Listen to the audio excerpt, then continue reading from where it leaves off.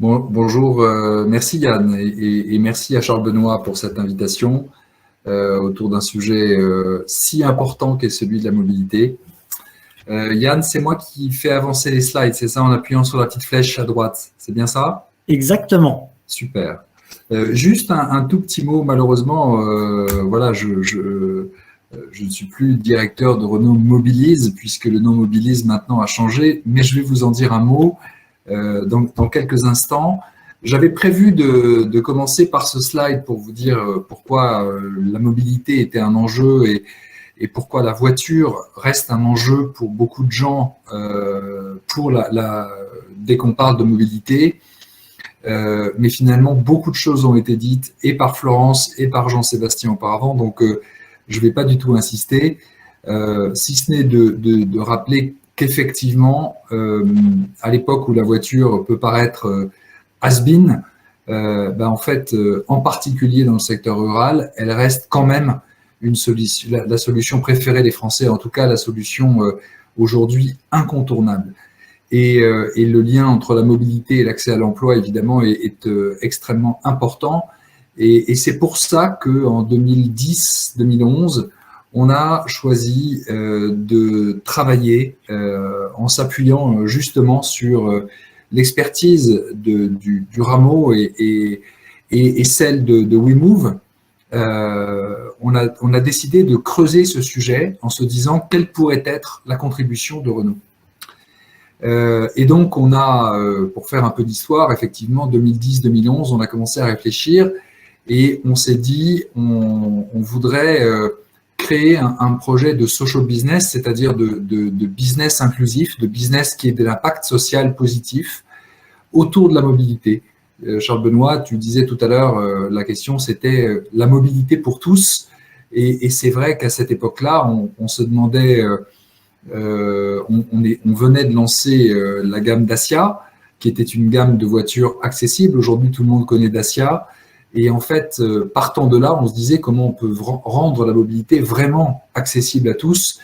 Et ça, c'était donc le cœur de la question. Cette question, on se la posait depuis la RSE, mais je dirais avec une ambition de transformation systémique. C'est-à-dire, on voulait vraiment que la réponse ne soit pas une réponse, vous savez, je le redirai tout à l'heure, mais un peu cerise sur le gâteau, c'est-à-dire un petit truc sympathique qu'on fait dans un coin, mais vraiment quelque chose qui transforme.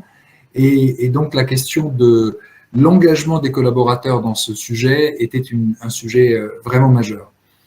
Et au fond, au long des 11 ans qui nous ont conduits à développer ces offres de business inclusif autour de la mobilité, eh bien, on s'est rendu compte qu'on a eu de plus en plus besoin d'embarquer l'entreprise. D'abord au début parce que pour des raisons de frugalité, c'est-à-dire que ça coûtait moins cher que d'aller faire travailler des sous-traitants, des prestataires extérieurs, etc. Et on voulait faire un projet qui soit frugal. Et parce que l'idée, comme tu le disais, Florence, c'était aussi de démontrer par l'expérimentation. Et puis, petit à petit, en fait, on s'est rendu compte que pour notre projet, c'était aussi de transformer l'entreprise, c'est-à-dire de faire changer d'angle les collaborateurs pour qu'ils puissent comprendre combien le fait pour une grande entreprise comme Renault de participer à l'inclusion, c'est-à-dire à un enjeu national, était important. Et enfin, je dirais, notre sujet, c'était de changer d'échelle, on va y revenir, et du coup, comment changer d'échelle si on n'embarque pas l'ensemble des collaborateurs. Et quand je mets des collaborateurs, dans notre métier, évidemment, je parle aussi des distributeurs, c'est-à-dire les garages Renault, les concessionnaires, donc, et puis aussi les retraités, puisqu'on a créé une section de bénévoles parmi des retraités de Renault. Donc, ce que je vais vous détailler vraiment en prenant quelques exemples très courts, un peu ce qu'on a fait, comment on a embarqué justement les collaborateurs, et puis à quoi ça a conduit et quelle est la stratégie actuelle autour de 3 lettres, la ESG, hein, avec l'idée pour Renault de passer d'une innovation sociale à une vraie stratégie d'entreprise, et comment notre projet de location avec option d'achat, on est en train d'en faire un projet français et même européen. Donc, en quelques mots, l'objet, ce qu'on a voulu traiter, c'était le sujet de la réparation des voitures, de l'accès à la mobilité ou du maintien dans l'emploi par la possibilité de faire réparer sa voiture à un prix accessible. On avait identifié que pour beaucoup de familles pauvres, faire notamment beaucoup de femmes seules, avec enfants, faire réparer sa voiture, c'était une galère. Et que les populations autour du seuil de pauvreté avaient des voitures extrêmement anciennes. Et donc, on s'est dit, il faut qu'on trouve une solution autour de l'entretien, de la réparation. C'est ce qu'on a commencé à faire. Et puis, autour de 2015-2016, on a observé que finalement, on était un peu dans un plafond. On avait du mal à faire venir les gens dans les garages. Et il a fallu inventer une nouvelle solution. Et quand je dis qu'on avait du mal à faire venir les gens dans les garages, c'est que on avait aussi une grande difficulté, c'est que très souvent, ils avaient des voitures très, très anciennes qui, au fond, ne méritaient plus d'être réparées parce que le coût résiduel, la valeur résiduelle de la voiture ne le justifiait pas. Et donc, il fallait qu'on trouve des solutions autres, notamment avec un véhicule neuf. Et c'est comme ça qu'on est arrivé à cette solution de véhicule en location avec option d'achat. Et cette offre qu'on a créée donc en 2016-17, je passe sur toute l'histoire, mais on l'a testée, on l'a fait grandir petit à petit en s'appuyant d'abord sur des prescripteurs, dont WeMove, dont la DMR, dont Pôle emploi, le FastTT, etc. Puis ensuite des plateformes bancaires qu'on a intégrées plus récemment en 2019. Ça, ce sont des prescripteurs. On a un site internet au milieu qui nous permet de diriger les flux. On a engagé des bénévoles Renault, je vous l'ai dit, c'est-à-dire on a créé une section au sein de l'amicale des anciens du groupe Renault en invitant des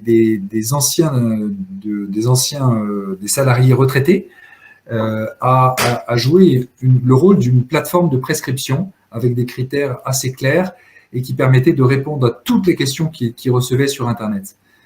Ensuite, on avait donc deux offres, une offre de réparation, d'entretien de réparation et donc l'offre de location de véhicules neufs, où là, l'offre est assez simple. Donc, on a des prescripteurs sur la gauche et on propose à ces publics, via une structure qu'on a co-construite, qui s'appelle le Club Mobilité, co-construite avec des partenaires financeurs que sont l'ADI, le Club Mobilité, Pôle emploi et Renault.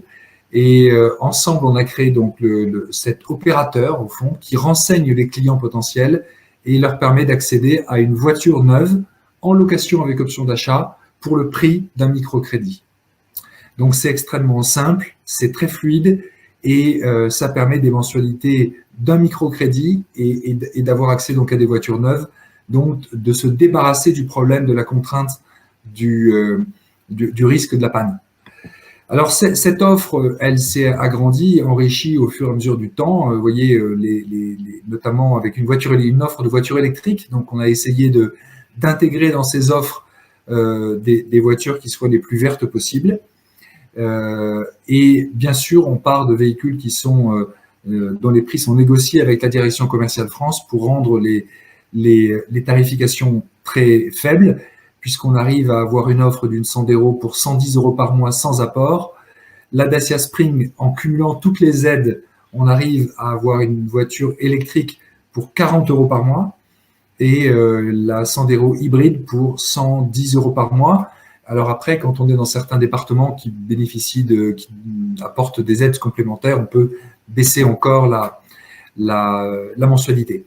Très rapidement, un mot pour dire qu'on touche des publics qui ne sont pas du tout les publics habituels de Renault. On a une majorité de femmes, une majorité de personnes isolées, des gens qui ont des très petits revenus. Vous voyez, le revenu fiscal de référence moyen est de 5 700 €. Notre cible, c'est des gens en dessous de 13 490 € et pour un âge beaucoup plus jeune que l'âge médian d'un acheteur de voiture neuve qui est autour normalement de 53 ans. Alors, l'enjeu d'aujourd'hui, je vous l'ai dit, c'est d'embarquer pour changer d'échelle. Tu concluais, Florence, en parlant du changement d'échelle, ben voilà, pour nous aussi. Et donc, l'enjeu aujourd'hui de passer ce sujet dans la stratégie de l'entreprise, eh bien, c'est de faire en sorte qu'on On passe de l'innovation sociale, c'est-à-dire d'un projet à faible impact ou à impact limité. En 2020, on était à 450 véhicules loués. On va être à plus de 1000 cette année et on vise à être à 4000 à plus de 4000 véhicules en 2025, sachant que pour louer un véhicule en LOA solidaire, il faut qu'on ait traité 10 dossiers de personnes. Donc ça veut dire un nombre de dossiers traités évidemment extrêmement important. Voilà, juste quelques mots en conclusion pour dire que aujourd'hui, moi je constate que dans des grandes entreprises, les collaborateurs sont en demande. Il y a un appétit de sens qui ne se dément pas. Je l'observais en 2011 quand j'ai commencé et ça se confirme chaque jour davantage. Le deuxième sujet, c'est que l'entreprise passe d'une RSE, je l'ai dit, cerise sur le gâteau à une RSE levain dans la pâte. Ça veut dire que les entreprises aujourd'hui, elles ont fini d'utiliser la RSE comme un laboratoire. Et je pense qu'aujourd'hui, on est vraiment dans une époque de changement d'échelle, faute de quoi la RSE sera traitée de sujets de communication. Donc, pour qu'on puisse faire de la RSE un vrai axe stratégique, il faut changer d'échelle. Donc, ça, c'est un point extrêmement important. Et je dirais, en conclusion, dernier mot surtout, que les sujets environnementaux sont maintenant très présents, et c'est tant mieux. Mais le sujet social, l'engagement social de l'entreprise reste encore un sujet qui, à mes yeux, doit être renforcé. C'est pas gagné. Il faut continuellement taper sur le marteau pour enfoncer le clou. Donc, merci encore une fois au Rameau d'avoir créé cette occasion de témoigner pour partager l'importance de ce sujet.